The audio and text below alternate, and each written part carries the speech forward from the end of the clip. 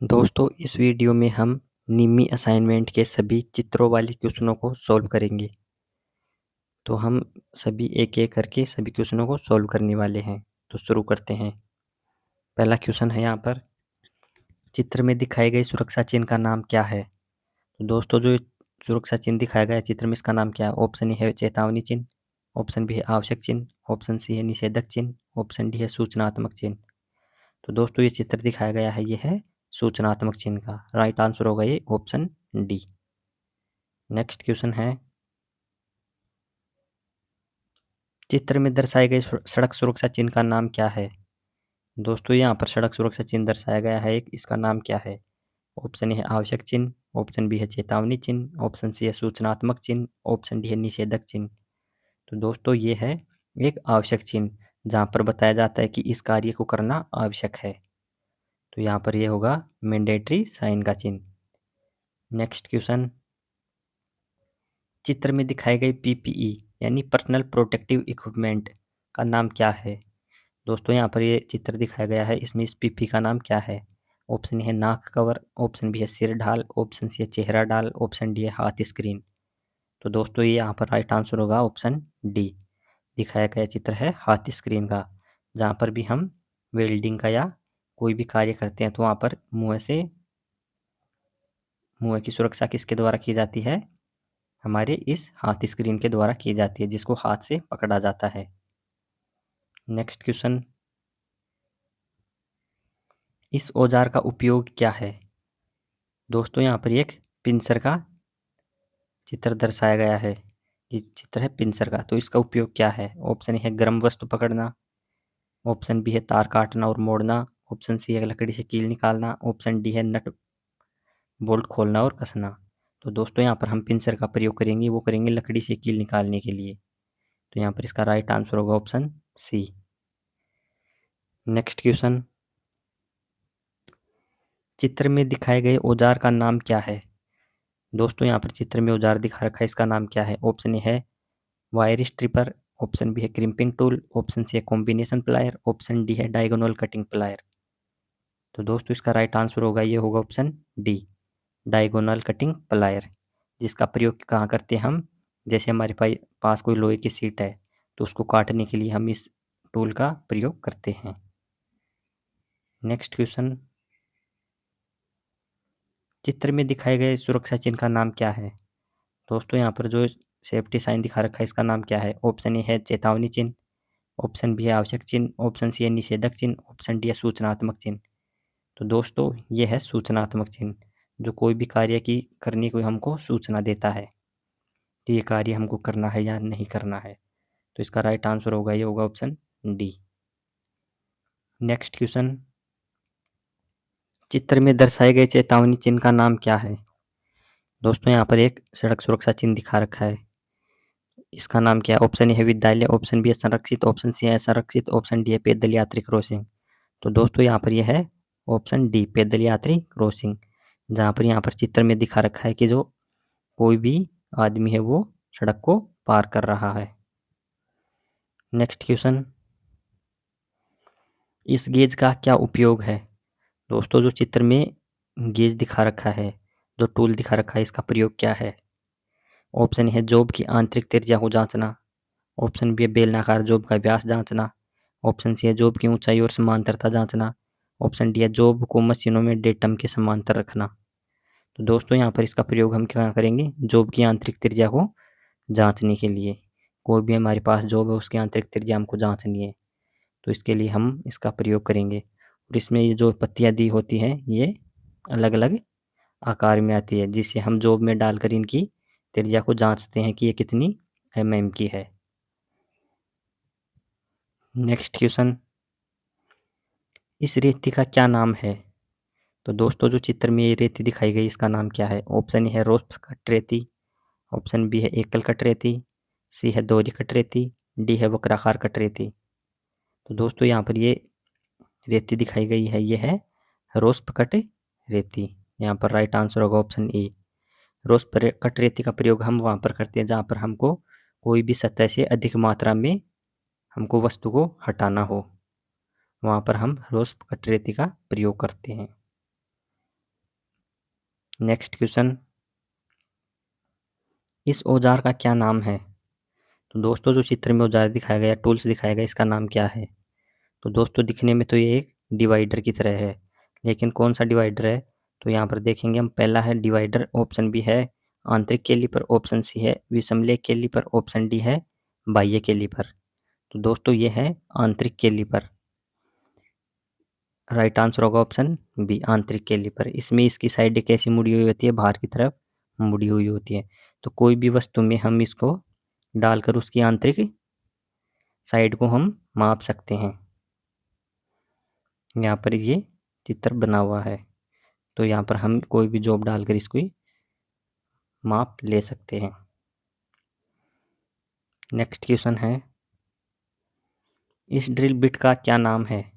चित्र में जो ड्रिल बिट दिखाई गई है इसका नाम क्या है? ऑप्शन ए है flat drill bit, option B है taper shank bit, option C है counter sink bit, option D है straight shank bit.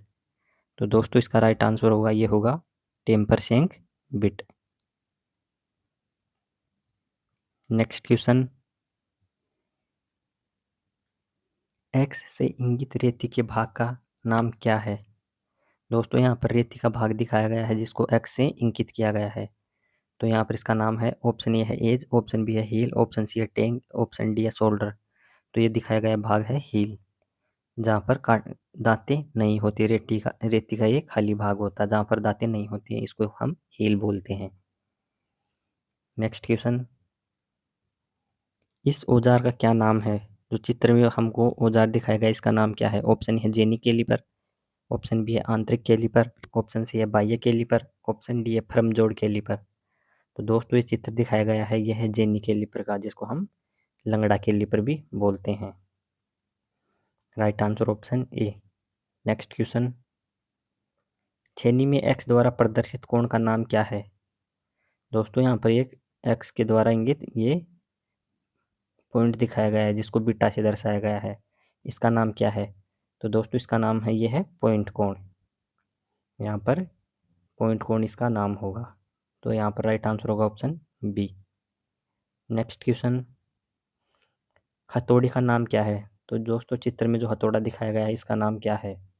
Option A है कला हथौड़ा, ऑप्शन बी है बॉल पिन हथौड़ा, ऑप्शन सी है क्रॉस पिन हथौड़ा, ऑप्शन डी है स्ट्रेट पिन हथौड़ा। तो दोस्तों ये है कला हथौड़े का चित्र। यहाँ पर राइट आंसर होगा ऑप्शन ए। इसका प्रयोग हम कहाँ पर करते हैं? जैसे हमारे पास कोई भी दीवार में कील लगी है उसको निकालने के लिए, यहाँ पर बीच में इसके खाली होता है, तो यहाँ पर हम कील को फंसाकर इसको निकाल सकते हैं। Next question, galvanised sheet pipe जोड़ में एक्स के रूप में चिन्हित थ्रेड का नाम क्या है? दोस्तों यहाँ पर एक्स के रूप में एक थ्रेड दिखाई गई है, तो इसका नाम क्या है?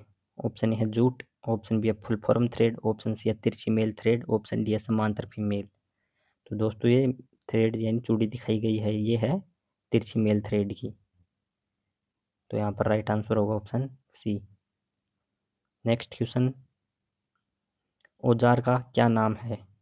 दोस्तों यहाँ पर ये चित्र दिखाया गया है, इसका नाम क्या है? ऑप्शन ए है कला हथौड़ा, ऑप्शन बी है टेक हथौड़ा, ऑप्शन सी है क्रॉस पिन हथौड़ा, ऑप्शन डी है स्ट्रेट पिन हथौड़ा। तो दोस्तों जो चित्र दिखाया गया है इसका नाम है टेक हथौड़ा।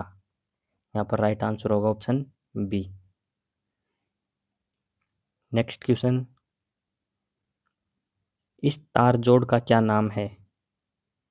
दोस्तों यहाँ पर एक जॉइंट दिखाया गया है तार का, तो इसका नाम क्या है? ऑप्शन है एरियल टेप जोड़, ऑप्शन बी है नोटेड टेप जोड़, ऑप्शन सी है डुप्लेक्स क्रॉस टेप जोड़, ऑप्शन डी है डबल क्रॉस टेप जोड़। तो दोस्तों ये है नोटेड टेप जोड़, जिसको हम हिंदी में बोलते हैं गांठ युक्त टेप जोड़।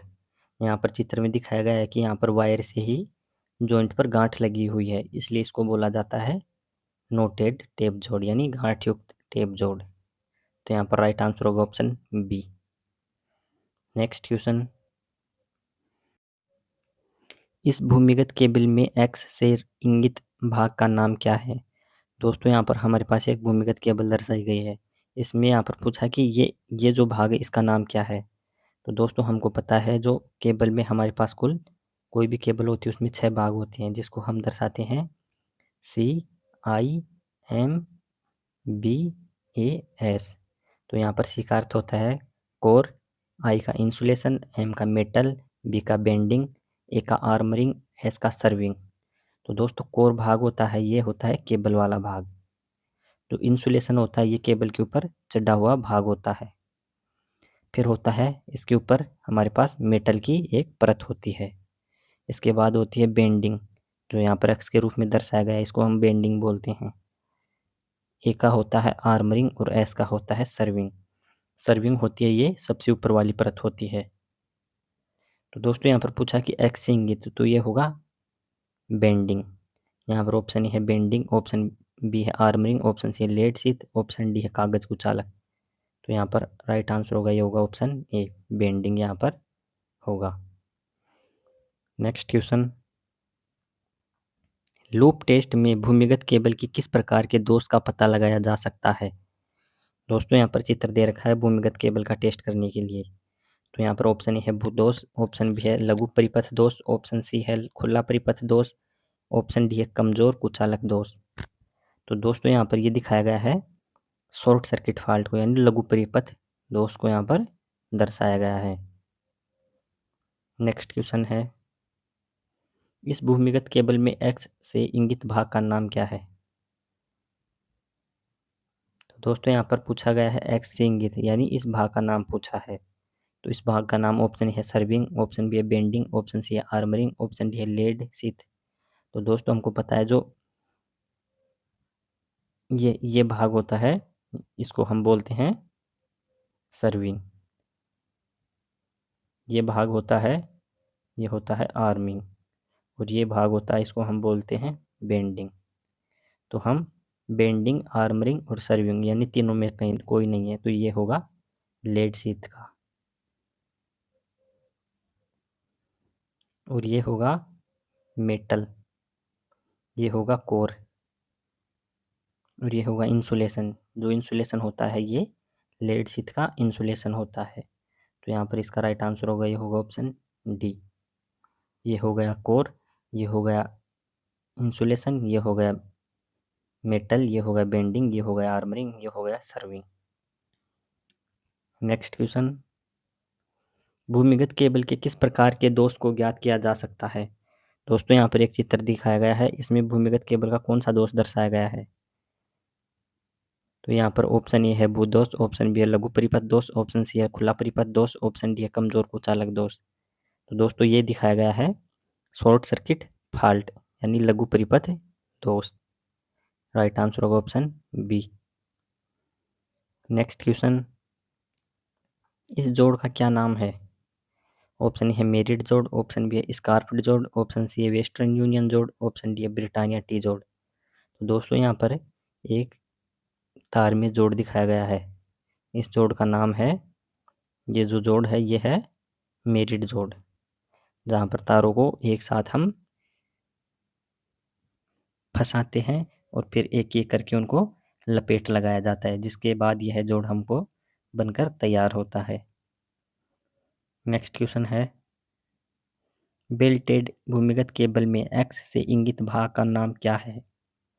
दोस्तों यहाँ पर केबल का चित्र दर्शाया गया है, इसका नाम है, ऑप्शन है पटसन फिलिंग, ऑप्शन बी है आर्मरिंग, ऑप्शन सी है लेड शीथ, ऑप्शन डी है कागज कुचालक। तो दोस्तों यहाँ पर है, ये है ऑप्शन सी लेड शीथ। यहाँ पर जो भाग दिखाया गया है ये है लेड शीथ का। नेक्स्ट क्वेश्चन, इस औजार का क्या नाम है। दोस्तों यहाँ पर एक टूल्स दिखाया गया है, तो ये किसका है, ये है क्रिम्पिंग टूल का, जिसका प्रयोग हम कहाँ पर करते हैं, कोई भी केबल होती है उसमें लग लगाने के लिए करते हैं। तो यहाँ पर ऑप्शन दे रखे हैं कटिंग प्लायर, ऑप्शन बी है वायर स्ट्रिपर, सी है क्रिम्पिंग टूल और डी है साइड कटिंग प्लायर। तो इसका राइट आंसर होगा, ये होगा crimping tool. Next question, micrometer का पाठ्यांक क्या है। दोस्तों यहाँ पर माइक्रोमीटर का चित्र दे रखा है, इसका पाठ्यांक क्या है। तो दोस्तों यहाँ पर 0, 1, 2, 3, 4, तो यहाँ पर हम 4 mm तक की रीडिंग दे रखा है, 4 mm तक की रीडिंग यहाँ पर दे रखा है। उसके बाद की रीडिंग हम कहाँ पर कैसे निकालेंगे, 0.01 को हम 5 से मल्टीप्लाई करेंगे।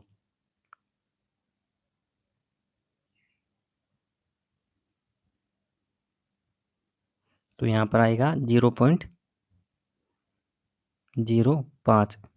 जब हम 4 और 0.4 प्लस 0.05 को जोड़ेंगे तो यहाँ पर रीडिंग निकल कर आएगी, वो निकल कर आएगी 4.05। और अब हम यहाँ पर दे रखा है 4 के बाद 0.5 और इसमें दे रखा है। यहाँ पर ये 4 के बाद थोड़ी जगह दे रखी है यहाँ पर, जिसको हम बोलेंगे 0.5। तो हमारे पास 4.05 तो पहले से थी और 0.5 और जुड़ जाएगी, 0.5 और जुड़ जाएगी तो ये हो जाएगी 4.55 mm। तो यहाँ पर इसका राइट आंसर होगा, ये होगा ऑप्शन सी। यहाँ पर इसकी रीडिंग आ जाएगी 4.55 mm। नेक्स्ट क्वेश्चन, सोल्डरिंग विधि का क्या नाम है? दोस्तों यहाँ पर एक सोल्डरिंग विधि दिखाई गई है गन टाइप में, तो इसका नाम है सोल्डरिंग गन के साथ सोल्डरिंग करना। तो ऑप्शन ए है डीप सोल्डरिंग, बी है सोल्डरिंग आयरन, सी है सोल्डरिंग गन, डी है ज्वाला के साथ सोल्डरिंग। तो ये राइट आंसर होगा ऑप्शन सी, यहाँ पर सोल्डरिंग गन के साथ सोल्डरिंग की गई है।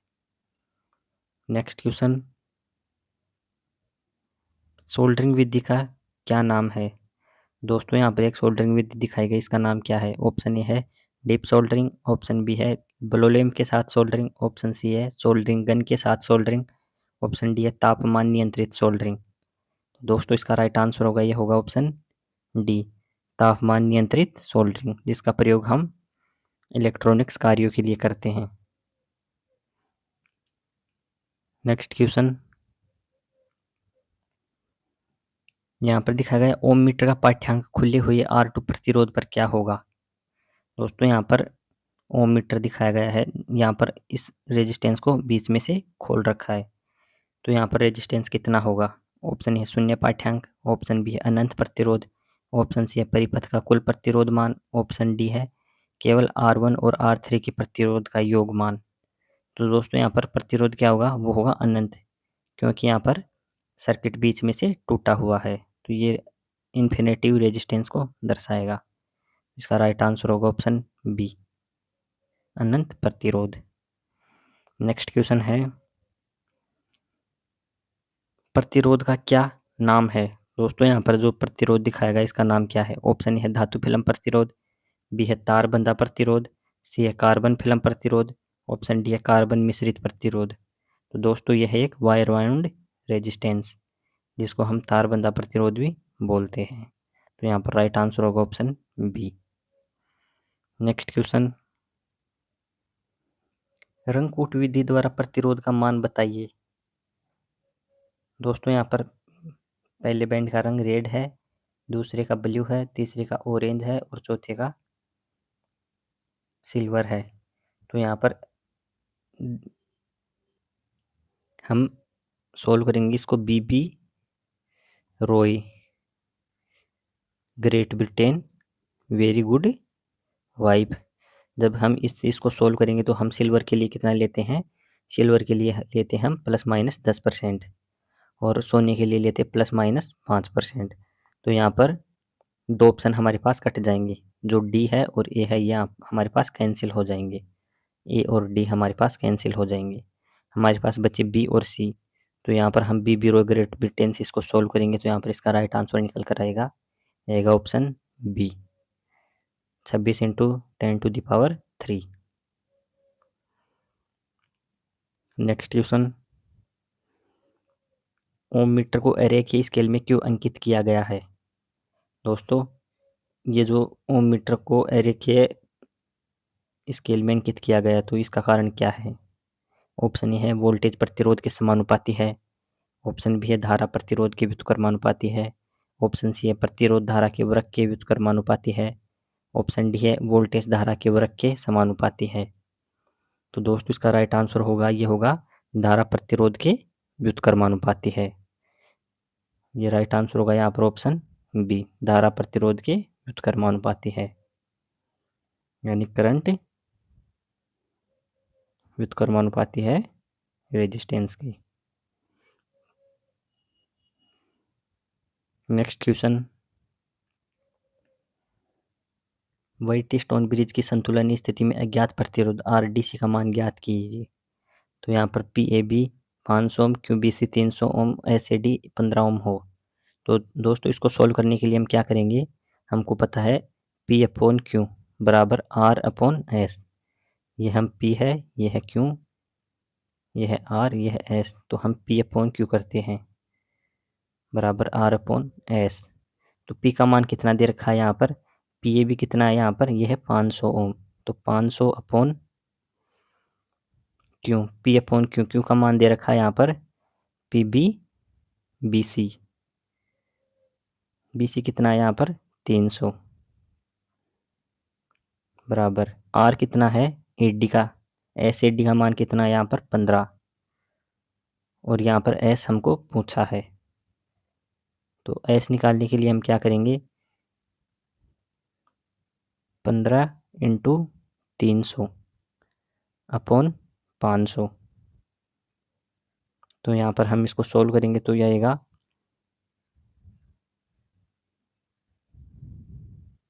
9 ओम। जब हम इसको यहाँ पर सोल्व करेंगे तो ये आएगा 9 ओम। तो इसका राइट आंसर होगा ऑप्शन बी। नेक्स्ट क्वेश्चन है, समांतर परिपथ में R2 का मान ज्ञात कीजिए। दोस्तों यहाँ पर R2 यानी इस रेजिस्टेंस का मान यहाँ पर पूछा है। तो यहाँ पर टोटल वोल्टेज दे रखा है 24 वोल्ट, और टोटल करंट है यहाँ पर परिपथ का यह है 15 एम्पियर। तो यहाँ पर 15 एम्पियर यहाँ पर टोटल करंट है। तो सबसे पहले हम क्या निकालेंगे, यहाँ पर रेजिस्टेंस R1। तो यहाँ पर इसमें हम निकालेंगे इसका करंट, R1 में कितना करंट जा रहा है। तो I बराबर करेंगे V अपॉन आर। हमको पता है V बराबर आई आर होता है, तो I बराबर V अपॉन आर होगा। वोल्टेज कितना है यहाँ पर 24 अपॉन R1 यानी रेजिस्टेंस 1, रेजिस्टेंस 1 का है 8 ओम। तो इसमें से बहने वाली करंट कितनी होगी, जब 24 को हम 8 से डिवाइड करेंगे तो यहाँ पर आएगा 3 एम्पियर। जब हम यहाँ पर हमने R2 का रेजिस्टेंस का मान नहीं दे रखा है, तो इसको हम बाद में सोल्व करेंगे। R3 का मान है यहाँ पर 3 ओम। तो यहाँ पर हम करेंगे टोटल वोल्टेज है 24 अपॉन 3। तो इसमें से बहने वाली करंट कितनी होगी 8 एम्पियर। तो दोस्तों 3 एम्पियर R1 रेजिस्टेंस में बह रही है और 8 एम्पियर बह रही है R3 रेजिस्टेंस में। तो 8 और 3 कितना हो गया 11 एम्पियर। इनमें इन दोनों रेजिस्टेंस में से R1 में बहने वाली 3 है और इसमें से बहने वाली करंट 8 एम्पियर। तो दोनों की करंट 11 एम्पियर हो गई। हमारे पास हमको पता है टोटल एम्पियर करंट है 15 एम्पियर।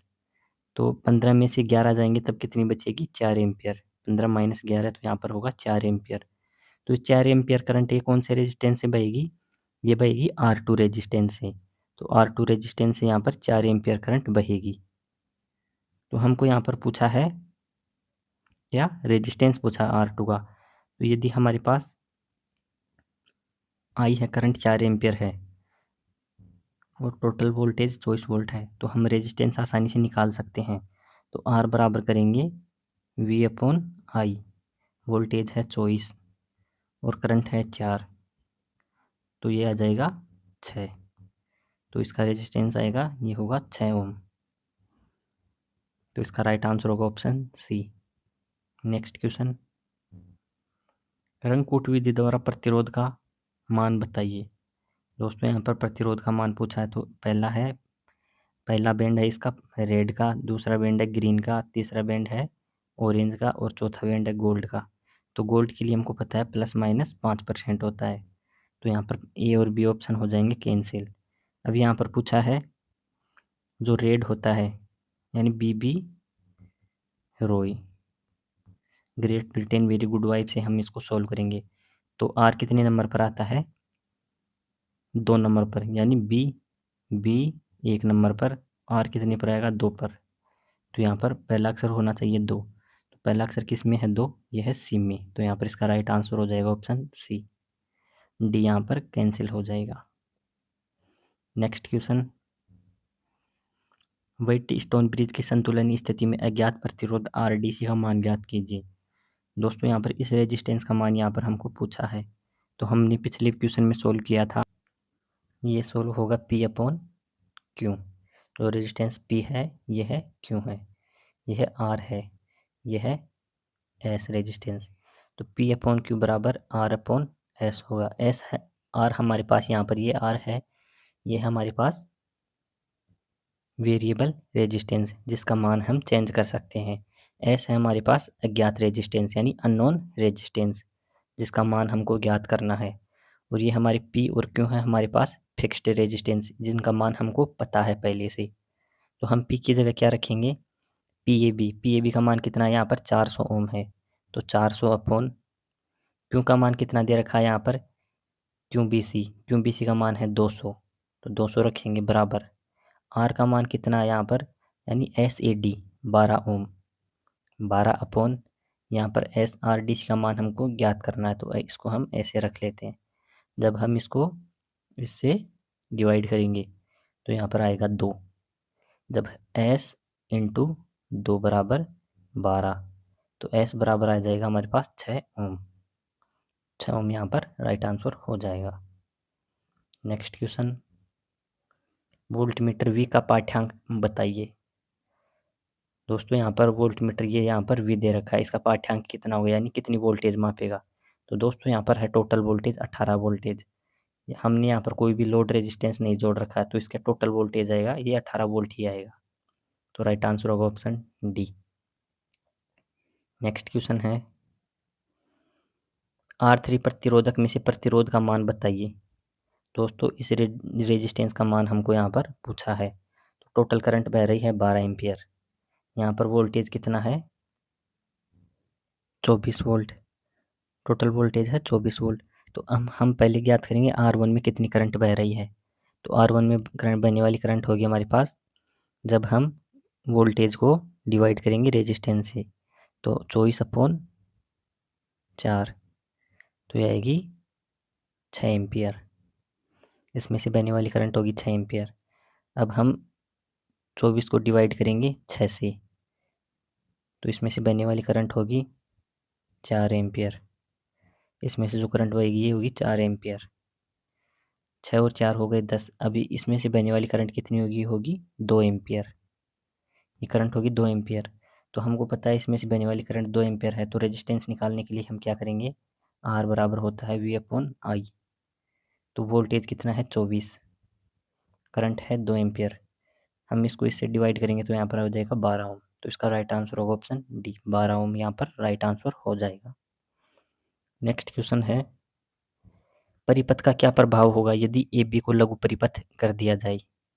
दोस्तों यहाँ पर दे रखा है कि जो ए बी है यहाँ पर टर्मिनल, इनको हमने शॉर्ट कर दिया है, तो यहाँ पर क्या प्रभाव होगा। ऑप्शन ए है परिपथ प्रतिरोध शून्य हो जाएगा। ऑप्शन बी है सभी शाखाओं में समान धारा बहेगी। ऑप्शन सी है प्रत्येक शाखा में आपूर्ति वोल्टेज रहेगा। ऑप्शन डी है कुल परिपथ धारा प्रत्येक शाखा धारा के समान हो। तो दोस्तों हमने इस परिपथ को शॉर्ट कर दिया, तो यहाँ पर प्रतिरोध क्या हो जाएगा, शून्य हो जाएगा। तो ये यहाँ पर राइट आंसर हो जाएगा। नेक्स्ट क्वेश्चन है, श्रेणी परिपथ में प्रतिरोधक R2 में वोल्टेज पाथ बताएं। दोस्तों यहाँ पर पूछा है R2 में वोल्टेज ड्रॉप कितना है, जो 200 ओम रेजिस्टेंस है इस पर वोल्टेज ड्रॉप कितना होगा। तो दोस्तों यहाँ पर हम सबसे पहले क्या करेंगे, इस परिपथ में बनने वाली टोटल करंट ज्ञात करेंगे। तो सबसे पहले हम सभी रेजिस्टेंस को जोड़ेंगे, तो यहाँ पर कितना आ जाएगा 100, 200, 400 और 300। यहाँ पर जुड़कर सभी रेजिस्टेंस हो जाएंगे 1000 ओम। 1000 ओम यहाँ पर टोटल रेजिस्टेंस का मान आ जाएगा।